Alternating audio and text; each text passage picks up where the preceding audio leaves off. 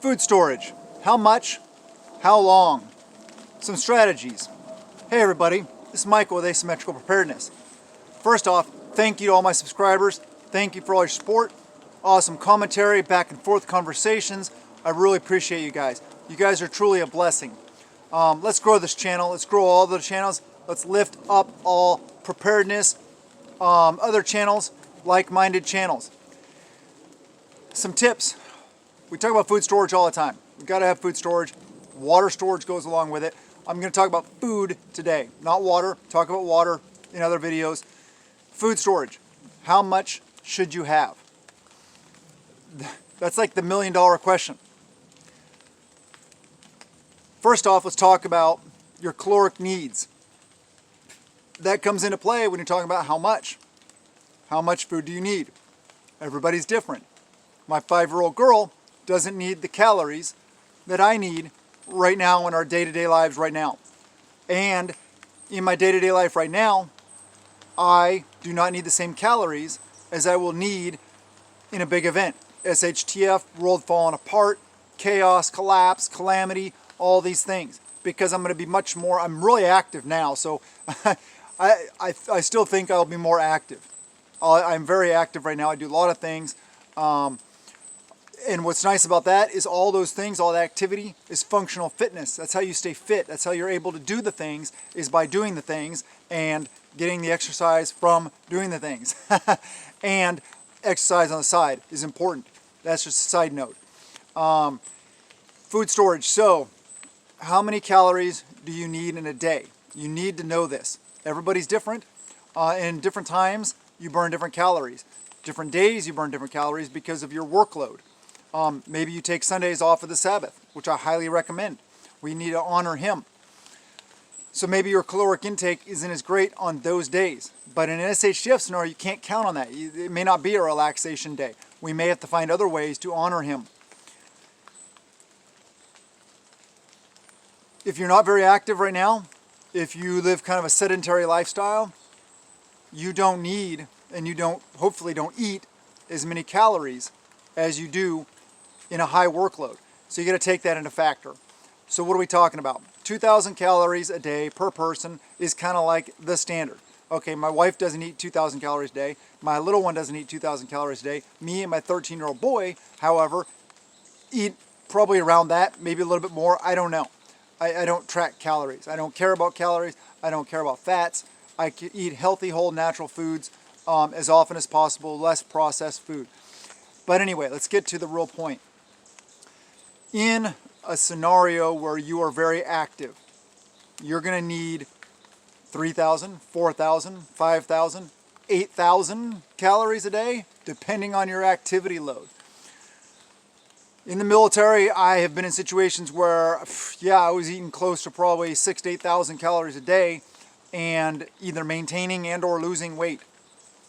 You can be in those situations. It is possible.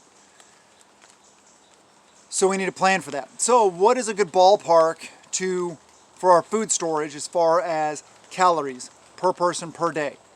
I like to just average it out to about 3,000 to 4,000 calories. I like saying 4,000 calories a day, because if I overestimate that number and we end up having more food storage than I thought we had, great, good to go. That's fine.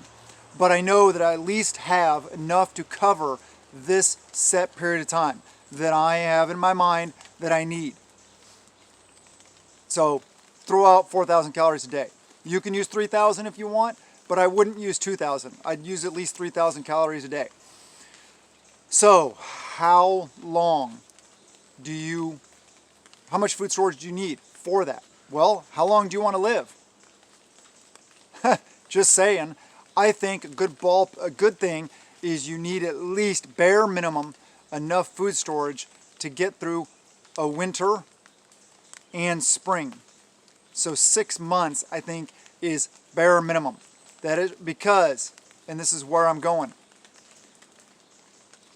hopefully you have the ability to reproduce your own calories, to grow your own food, to raise your own animals, stuff like that.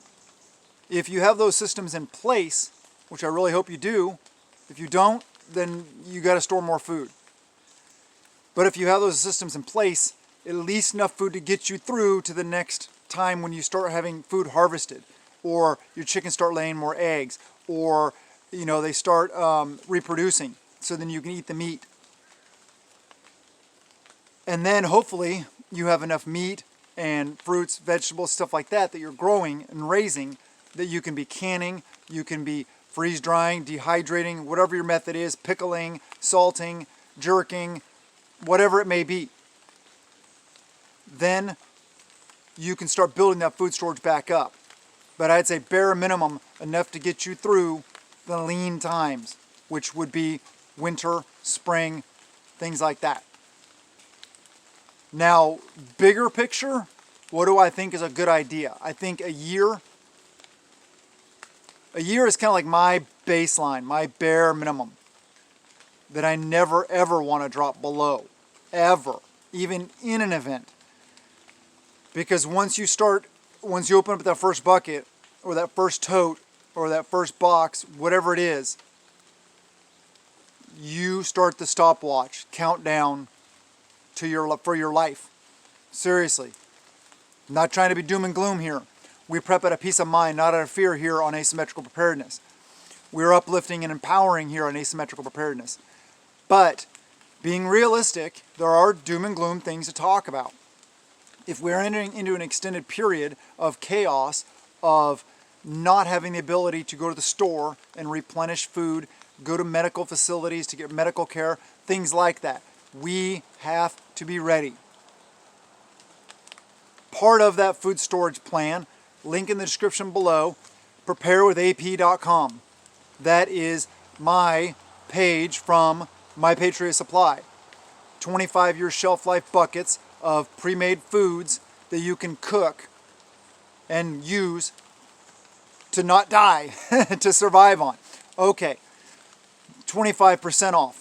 That's what you get for going through my site instead of going to their site, My Patriot Supply. It's their Ready Hour food buckets. Very, very good. Part of your food storage, not all of it. If you want to save 25%, heck yeah, go there, get it. Good food. We eat it, we stockpile it, we store it, we do the things with it. Good company, love it. Forget where they're out of. I think they're out of Utah. Utah. LDS, food storage, all those kind of things. Yeah, big on it. They also have a lot of farms producing stuff to help people around the world. It's a pretty cool thing. So, good company. I highly recommend them. But you still need canned goods, you still need dry goods, you still need the other things. Rations, which are canned goods, fall into the ration category. Same with emergency rations, MREs, stuff like that. So you don't just need stockpiles of beans and rice, because for one thing, that takes a lot of water to cook and a long time to cook. So you need quicker things. These are quicker. I think each bucket, or the 2 buckets, like a 2-bucket, 3-month supply, or month supply, or something like that. I forget. I should know this better. I apologize. Maybe I'm not a very good spokesman, but I'm not really worried about being a spokesman. I talk about it because I use it, I care about it, I think it's a good product. But it only used like 12 gallons to process and to cook and everything, all of that for like a month, I think it was. But anyway, highly recommend that, and you can save 25%. I earn a commission on it. Yes, I do, but I wouldn't be talking about it if I didn't believe in it. You guys been around here for a while, you know that. So, but that's one part of the equation. Like I said, you still need dry goods, you still need rations, you still need canned goods, you still need fruits, you still need vegetables, you still need canned meats, you still need all these different things. Get a variety and buy what you eat, and those morale items. Mac and cheese is one of my family's favorites. It's a lot of people's favorites, right? So we store a lot of mac and cheese. Another way you can do it is we get those blocks of like Velveeta or Melt and Dip, whatever they're called. Sometimes they come in smaller boxes, sometimes they're bigger boxes, you know, that cheese stuff. And then elbow macaroni or whatever kind of macaroni, what kind of pasta you want, melt it together, and that's mac and cheese, right? So think about things like that. And that Velveeta doesn't take preparation. So if you just need to cut some slices off, throw it on some bread, eat it. Homemade baked bread, oh yeah, that's good.